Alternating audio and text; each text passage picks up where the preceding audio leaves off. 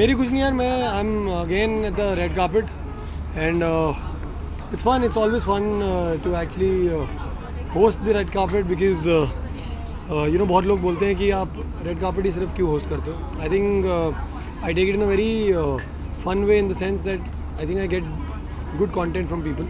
तो इसी बहाने मुझे बहुत लोगों से मिलने को मिल जाता है जिनको मैं यूजुअली मिल नहीं पाता हूँ, क्योंकि सब लोग काम कर रहे हैं, मैं अपना काम कर रहा हूँ, लोग अपना काम कर रहे हैं. सो या it's just the red carpet for me and 2 nominations which may not come, doesn't matter. What's your learning experience from Khatro Ke Khiladi? Yeah, Khatro has been a great experience. Winning or losing was never anyways the game. मैं वहाँ पे अपना डर भी निकालने नहीं गया था, मैं एक एक्सपीरियंस लेने गया था. I've come back as a very very happy person. I wish I get an opportunity like this again in life, जहाँ पे मुझे ऐसी चीज़ें एग्जैक्टली सेम नहीं बट ऐसी चीज़ें करने का मौका मिले. मैं बहुत ज़्यादा डे डेविलिश नहीं हूँ और मैं इसलिए गया था क्योंकि बहुत लोगों को लग रहा था I am rough and tough body है, but let me tell you there is nothing to do with body and picking up rats. So I think it's fun. It's the 10th year of Gold Awards. Vikas Kalantri ने एक decade पूरा कर लिया है इस industry में as the maker of Gold Awards. So I think and he's a very dear friend, so I really wish him all the best. और मैं चाहता हूँ कि 10 साल 100 साल में बदलें और आने वाली कितनी सारी पीढ़ियाँ Gold Awards को enjoy करती रहे. And I'm really looking forward because काफ़ी सारे दोस्त हैं. I am performing myself. I'm nominated. तो it's a very exciting evening for me. So yeah.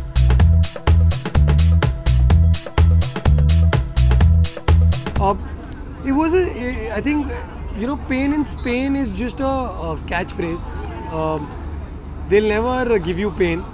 It's a very tough show. It's a very mentally and physically tough show because आपको आदत नहीं होती है इतने erratic hours काम करने की, ऐसी erratic जगहों पे जाने की, स्टंट्स करने की जो literally are beyond your imagination. कभी आप रियल लाइफ में नहीं करोगे. अभी तो मैं ज़िंदगी में कभी नहीं करूँगा ये सब, एक बार कर लिया. सो व्हाटएवर आई डिड मुझे बहुत मज़ा आया. मैं रोया, मैं चिल्लाया, मैं खुश हुआ. तो आई थिंक वो सारी चीज़ें शायद जब आप टीवी पे देखोगे तो वो लोग हंसते हैं कि अरे ये नहीं कर पाया, but I think when you do it ना इट्स फन.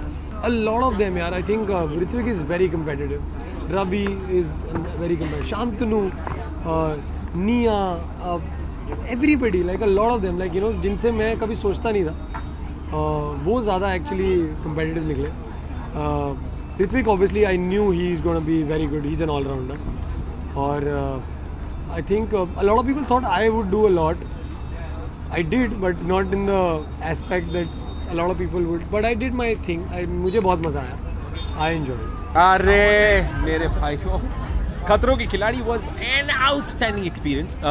वाही अंदर ही खड़ा हुआ है, वो रेड कार्पेट होस्ट कर रहा है और हाँ आज भी हम दोनों की खींचमताई चलेगी. और आई थिंक वो पूरे शो में हमने यही किया, पूरे शो में एक दूसरे की खींची है, मस्तियाँ की है. मैंने, रवि, वाही ने, आप सबने इंस्टाग्राम पे देख ही लिया होगा कि हम लोग क्या कर रहे थे पिछले 1-1.5 महीना. लोगों को लग रहा होगा कि हम सिर्फ मस्ती करने गए थे. जी नहीं, काफ़ी डिफिकल्टीज़ हैं. शो बहुत मुश्किल था हम लोगों के लिए, बट बिकॉज हम सब लोग साथ में थे तो it was I think one of my best experiences. ऐसा था कि छुट्टी पे थे हम 3 दोस्त. वैसा